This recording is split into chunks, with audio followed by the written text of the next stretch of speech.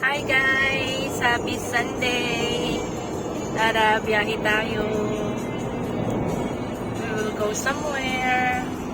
Bibisita lang po. Ayan.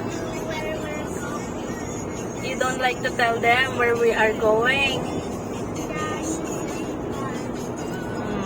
They are not yet sleeping.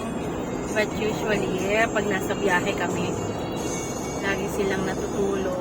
Magigising na lang pag nandun na kami mismo sa pupuntahan. So, ayan guys. Sunday. Ay!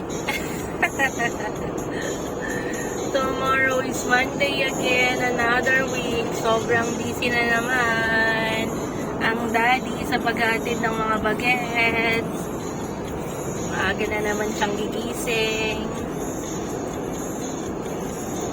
Samahan nyo kaming bumiyahe guys. See you. Bye. God bless.